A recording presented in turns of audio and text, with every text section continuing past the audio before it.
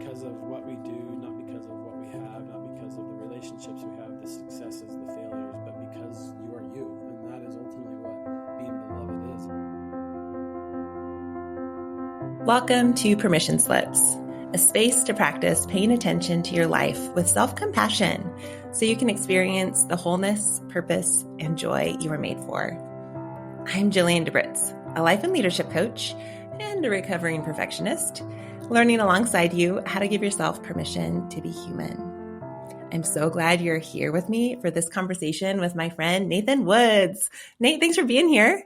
Gosh, Joe, this is just great to connect and great to dive deeper into conversations, deeper probably on one topic than we've been able to have over our few years of engaging and having a relationship. So it's totally exciting. One, I'm also just stoked for you that you stepped out and have started to build this, and just hearing the intro of like, man, you're ready. Oh, gosh, thank you. As a friend who has known me over many years now, it means a lot to hear you say that. So yeah, I'm just excited for this conversation.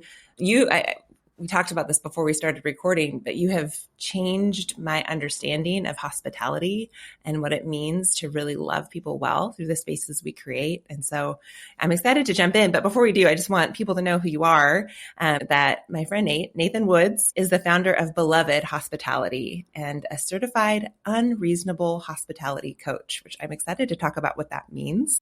Yeah. That phrase is so powerful to me, of unreasonable hospitality. Nate believes hospitality is more than service. It's a posture and a practice that brings out the best in people, places, and teams. Through coaching, storytelling, and experience audits, Nathan helps leaders and brands create moments that feel thoughtful, human, and unforgettable. Gosh, I love this so much, Nate, and even your definition of hospitality has changed the way I think about it. Yeah, tell us a bit about who you are and how you became an unreasonable hospitality coach. What does that mean? Yeah, you've been along the journey to get here, and even a few years ago to say, hey, this is where I'm at would be a far-fetched belief that I would have. If you were to drop me down at any point over the last 15 years of my life, like, it would be hard in that moment to be like, all right, this is where you're headed. I think as I've zoomed out and been able to be here and then look back, it is obviously a divine collision to all those things that I've been able to do to get to where it is ultimately, I guess, to some level, taking on the vision that God's given me and actually believing that I can go do it. Most of my professional career, which is just part of what I do, has been in the early stage of companies, early stage of brands, and being the number two or the person to fulfill someone else's vision and be the grunt, the jack of all trades who can do all the things to make it happen. And that's, for a long time, I kind of pride myself in that idea of like being a jack of all trades, a generalist, a chief of staff. And I've battled over the years of thinking that was the right move at times, but kind of believing more and more that God wired me a certain way to be, I would say, pretty dang good at a lot of dang things. Yes, agree. I agree. And just embracing that is kind of the role, but having to then step out when it was feeling like it was time, like, all right, I've given you your own vision. Don't let it die thinking you need to help someone else. So I've been going more recent to past versus the other way. More recently, I've been helping a lot of glamping, luxury glamping, boutique hotels from a marketing standpoint, which was kind of my intro into the industry of hospitality. That came post a decade and starting my own, or not my own, but a few of us started a company called Run Gun, which is a caffeinated chewing gum that we had for a decade. It's still going, but took it from a little closet to the shelves of Target and Walmart and handled everything from marketing to building a team to supply chains to sales, and got to do that. But kind of taking the whole story back to kind of where I'm at now. Like, prior to that, I was doing VIP and athlete hospitality for track and field events, which I started that realm because I got a master's in hospitality more than a decade ago. And so it's easy to I didn't think ever this is the route of hospitality, or didn't really know, but it's kind of been this longing to, and I didn't have words for it back then, but the idea that when you create space or experiences or opportunities for people to experience the fullness of God's joy or the things that make them fully alive, I think I've always wanted to do that.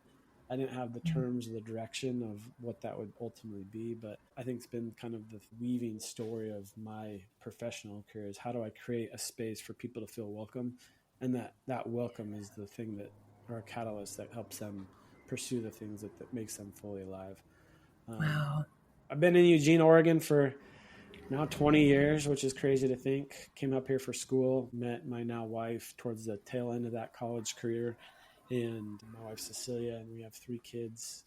Frankie, she's 10. Joe is just turning 8 this week. And my son, Bear, that's his name. He takes the full name to heart with the way he acts.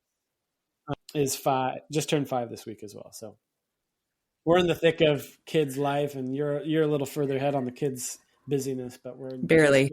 we're just getting to the thick of like, oh, this is what it's like to be constantly being kids to different places. Totally, totally. And Nate, it's so fun to hear your backstory and actually some things I didn't know. I think I knew that you went to the University of Oregon, and I like you anyway. Mm-hmm. It's difficult, as a University of Washington fan. Yeah.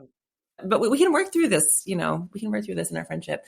But thinking about, we've been a part of a coaching group together for several years now. And that was how we connected first as coaches, trying to figure out how to support one another and grow together in our profession as we try to support other people, and to hear, the through line of your journey and that sense of calling into greater and greater hospitality in different areas. I just remember the first time I heard you define hospitality. I've stolen this definition that you gave me, and I wonder if this is still the definition you would use. But I use it all the time now, and I credit you every time. That I remember you in one of our meetings saying that hospitality is helping people to rest in their belovedness. And that blew my mind, the sense that hospitality isn't about like what we're cooking people. It's not about like in the hospitality industry, the linens that we're using or the services we're providing. It is about creating space and experiences to help people rest in their belovedness. Can you say more about that and how hospitality is connected to belovedness?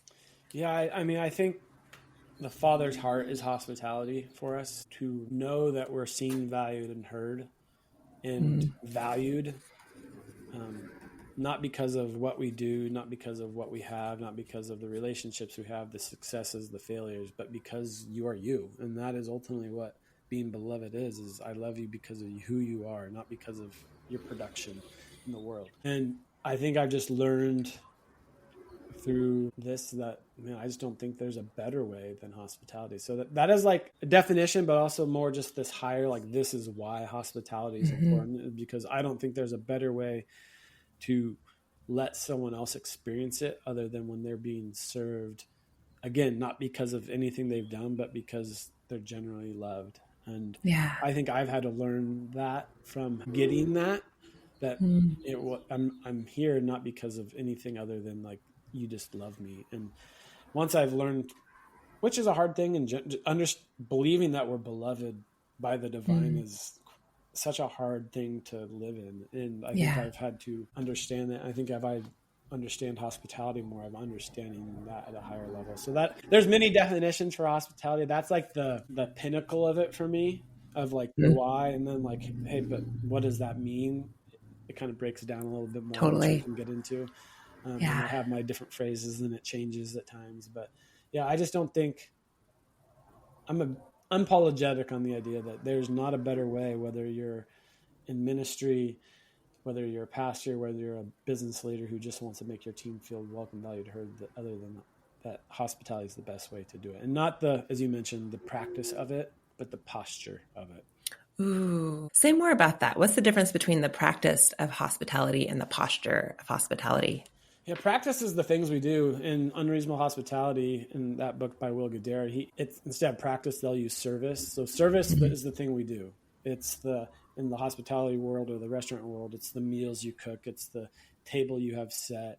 In maybe a different business setting, it's the coaching you provide, the framework that you do. In financial services, it's hey, here's just the product that you're giving. And that's the practice of it. And, in the home, it's the setting the table, it's cleaning the house so it's not cluttered. It's the little mundane things that you do to do it. Like that's the service of it. And you have to do that. If you're in the business world, you have to do the service. You have to do the practice, especially if there's a monetary thing. Hospitality is the thing that you do. It's the thing that's happening amongst those things that you're doing that makes people feel something. So you can give a service and it's very bland, but there's that extra heart that comes into it, the posture of it that makes people feel the welcome, the heart behind it. It's not the service, it's the posture of the service. Wow. So that's one. Like the way in the book Unreasonable Hospitality, which we'll get into more of that, they define it. Service is the black and white. It's the thing you have to do. Hospitality is the color that you bring into it. Right. So, wow, I love that description and the illustration even of bringing color and bringing life and even feeling into the things that we are doing for others. That example of, yeah, there's work that we do in any sphere that we're in, whether it's, restaurants and hotels, or like you said, as a coach or as a teacher or as a parent or as a leader or as a business owner. All of us have things that we're doing for our work and in our relationships, but it's how we do them, the posture with which we offer those services to others that impacts the way people experience or don't experience their own belovedness and their own sense of value and being welcomed and heard. Gosh, that's powerful. So yeah, this idea of unreasonable hospitality, you mentioned Will Guidara's book, which you were the first person to tell me about it. I immediately texted the title, and I think there's a TED Talk you had shared with me for a presentation you did for our coaching group. I immediately texted that to Corey, my husband, because this is just right in line with his values and his heart for how he approaches the work he does. And he immediately read it. We both read the book. Love, love, love Will Guidara's vision. But you have since become a certified unreasonable hospitality coach. So kind of unpack a little bit more of what does that mean? What is unreasonable hospitality? It's just the deliberate, very intentional willingness to be doing the unscalable. Like it's the looking into the touch points that you have with the people you serve. When I say touch points, the moments of interaction, the moments of that there's going to be engagement, and choosing to be deliberate, and obviously not all of them, but in some of those that are going to be the things that make people feel something or have a moment that they can recognize. And from a business standpoint, it's the things that you do that they're going to talk about to their friends and family. So from a business standpoint, like, hey, you're going to do this thing in this moment, and it's going to be the thing that they're not going to share about their steak, but they're going to show the thing that you did to surprise them prior to the meal that they're going to talk about. And so it's just going through the practice of that. I think ultimately it's this general idea and premise of taking opportunities to slow down, and whether it's for your team or for your clients or your family, and show up with this ministry of welcome, this ministry of presence in a way that, one, surprise and delights, but also like makes them feel like you prepared for me in a way that no one's prepared for me. And you're willing to do something that in many cases doesn't make, from a business standpoint, make sense. If you look down the line, people are like, that doesn't make sense that we're going to go pursue that idea or that pursuit. But when you look at it from a long-term perspective, it's the thing that preserves maybe the relationship, maybe it's loyalty. So, I mean, there's a lot of, even him, like you would ask him and his definition of it changes, of what unreasonable looks like. And it changes for what the business is like. And that's the fun part of doing the work of going through with somebody, which usually always starts with that journey of like, what's the journey of the person that you have that you're serving from the moment you interact with them for the first time through the moment they depart your services or your product? Like, what are all the touch points you have with them, and how can you show up in some of those that they remember? Yeah. I'm wondering if you have any examples from your own life, either ways that you've experienced unreasonable hospitality that's been offered to you, or that you've, had the joy of getting to offer that to other people that kind of illustrate what this looks like. From one that I'll in a very lasting impression that was, I think, really set the tone of what hospitality looked for me in a very pivotal time of my life. But there's a place up in Montana called Refuge, which is a place that serves the servants. It's a place for mainly people in ministry to rest so that they can stay in the game. And one of the things that's just always, and I go back every year now after experiencing it once, that is just, it doesn't get old, like, is the welcome. Refuge is this very Montana-like lodge on the Bighorn River in this little town inside the middle of Crow Reservation. And they get these young dudes and gals to come serve who are still kind of rough around the edges, but they have a heart to serve and they have a heart to, And as you drive down this long driveway, you can just see the celebrations. If you're like a celebrity, and like they're cheering, music's pumping, and they're just hooting and hollering and yeehawing about your arrival. And I think that is that idea of like that welcoming of your arrival, which took a lot of prep, but they're expecting you, and they're expecting you with like this celebration. I don't think we get in a lot of places. You don't get that when you walk. I think of like when you walk into, if you're an employee and you walk into your place of business every year, like you're not getting this a welcome if you're especially if you're an employee and that's you're expected to be there. Wouldn't that be amazing though? If every time you walked in the door, it's like, yeah, Nate, you came to work today. We're so glad to see you. So that's one that always has the lasting impression. It's almost the thing that drives me to want to go back, is like just that feeling. Like it's almost like you're getting announced in the starting lineup and you got a whole crowd cheering for you. And and it feels like, hey, it's for you. It's not for anyone else. Wow. And that's how that place and that what they do has had greatly impact on like my desire. Like, all right, this is where I need to go.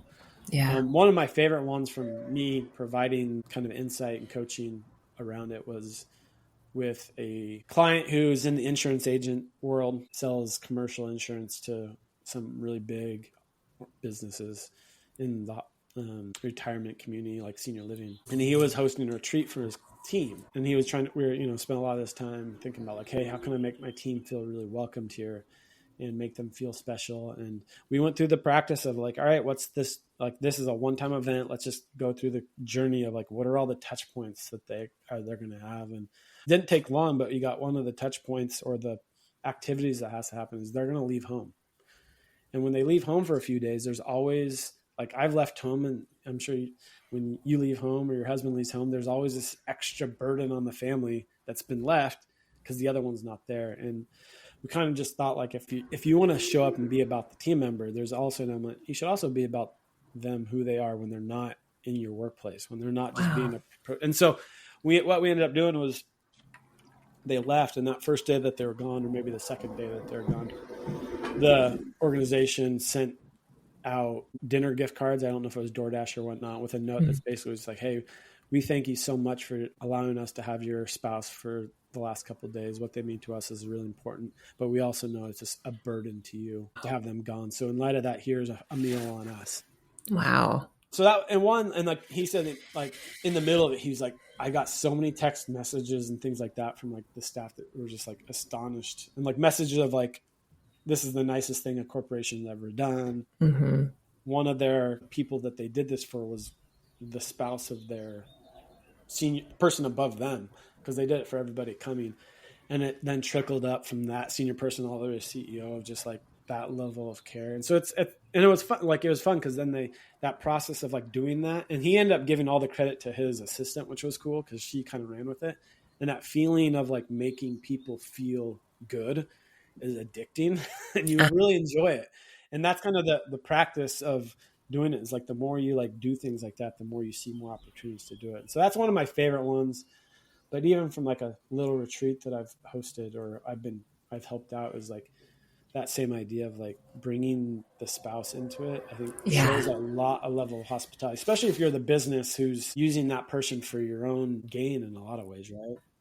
Yeah, caring for them as a human beyond what they're offering you. That's so powerful. And I've been on the receiving end of that as a spouse, as Corey's gone to different meetings out of town, or his old supervisor, Tanita, has on multiple occasions sent me a package, like a care package in the mail with either goodies for the kids or puzzles and games, or just a card, even like you said, with a gift card, an acknowledgement of, hey, there's a cost here.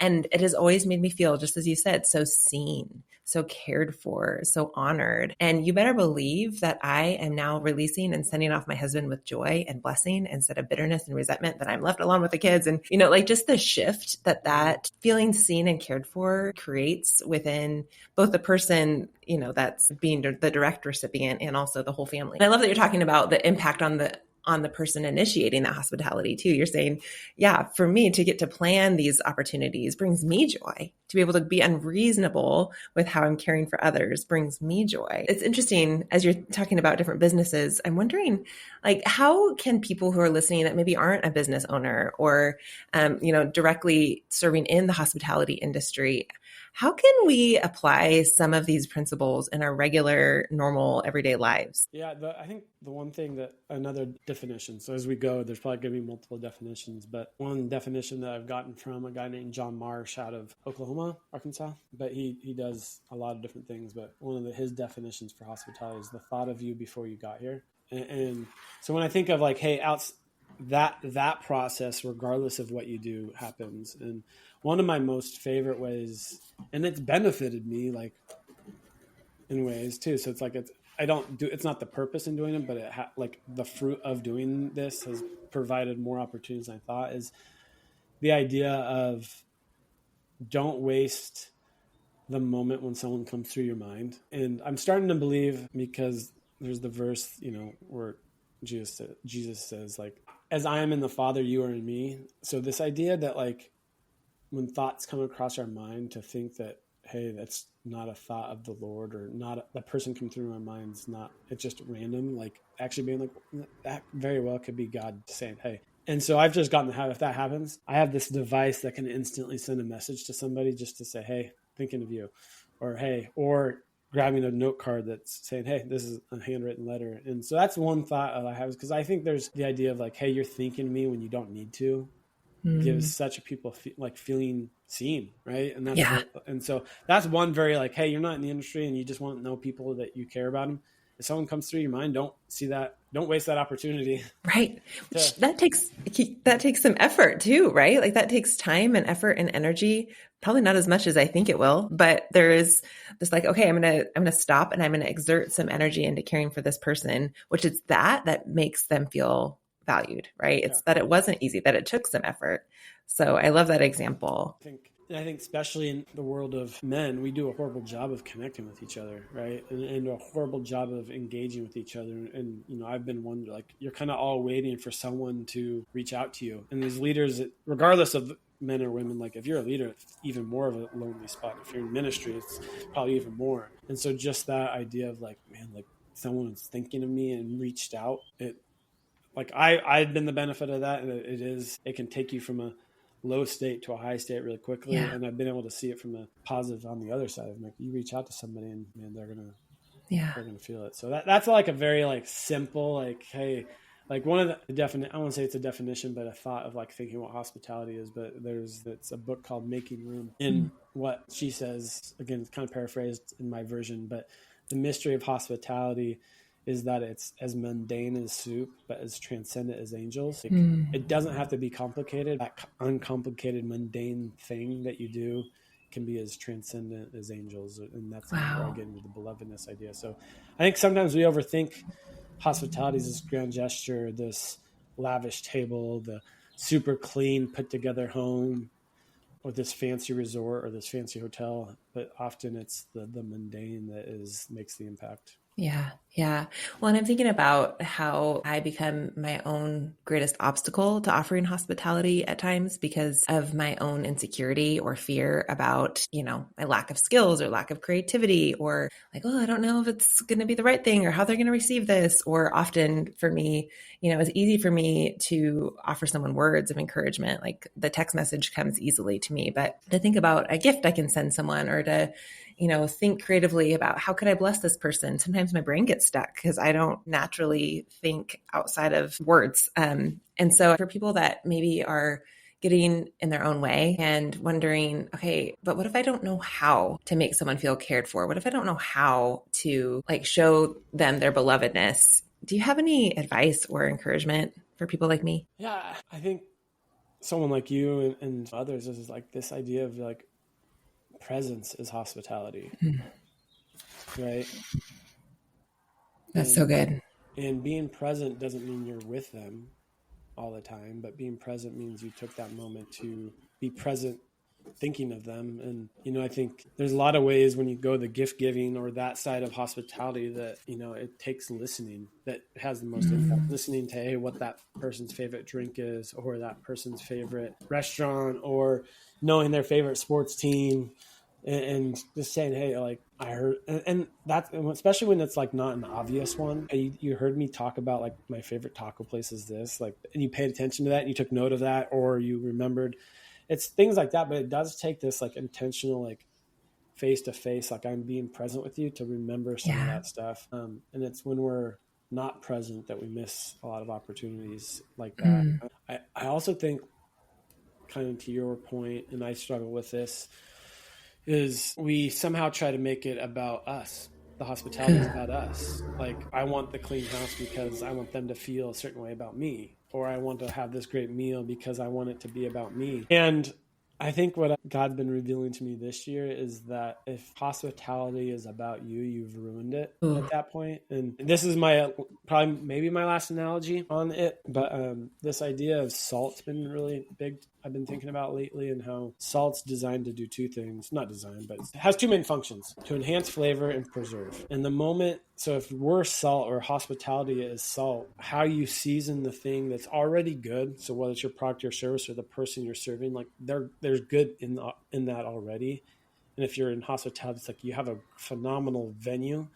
Without hospitality, that great thing can still be bland, right? Like a great steak is like, hey, that was a great steak, but there's still something missing. And that's seasoning. That's the thing that's enhancing the flavor. But what's the one thing salt can't do? It can't be the hero of the dish, right? If salt is the hero and you made it about you, like, hey, I'm going to make this about me, I'm going to throw more on because I want people to know that I'm there, you've ruined it. It's too salty and people are going to throw it out. And I think that's the other part about hospitality often, especially at home. But I think, resorts, in the industry of hospitality, it's definitely about, look at our amenities, is that often we've made it about us and not the person that we're serving. That is such a helpful framework and filter to think about, okay, what is my motive here? Do I want people to know how thoughtful and amazing and encouraging or whatever it is I am? Or do I want them to feel seen?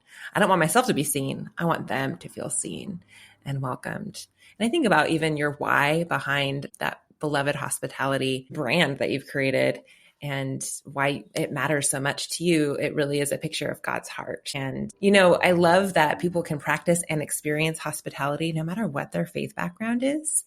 But for you, that grounding in God's love for you and wanting to offer his love to others in a way that they can feel and experience, whether you ever talk about him or not. It's such a powerful framework, because for those of us who, like you, want to offer God's love to other people, we have to remember that the more we make ourselves the hero, the less they're going to experience his love. We're going to get in the way of that. Like, we're going to be a distraction from them recognizing, oh, this is actually him. Yeah. And I know for you and I, that matters a lot. And so, yeah, I appreciate that.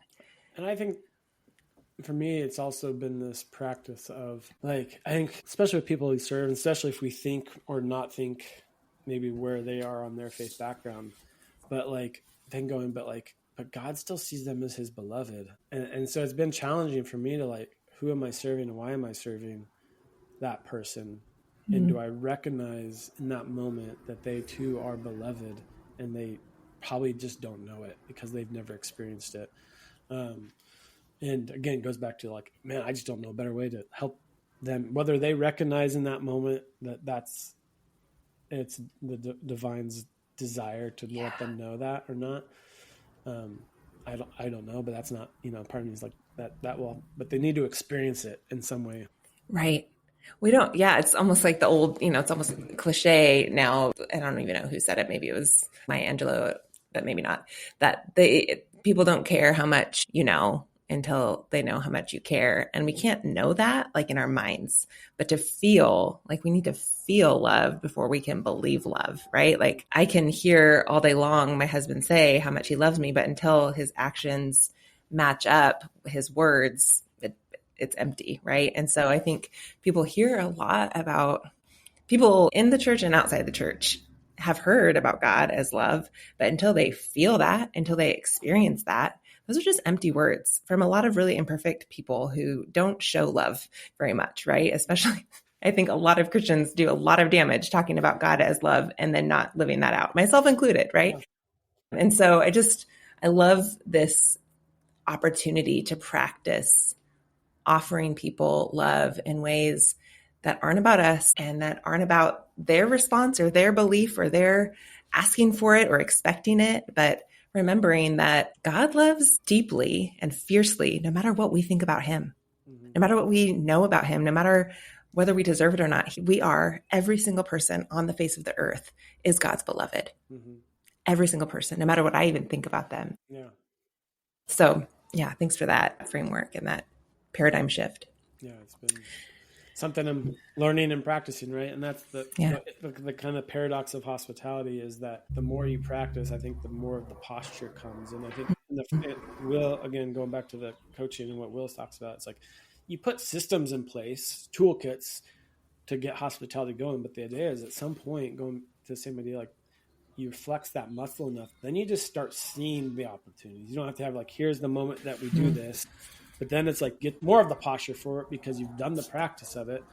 And then you see the opportunities that are more maybe the spontaneous ones or off the cuff or just the spontaneous opportunities to show up for someone in a way that's not the systemized of it.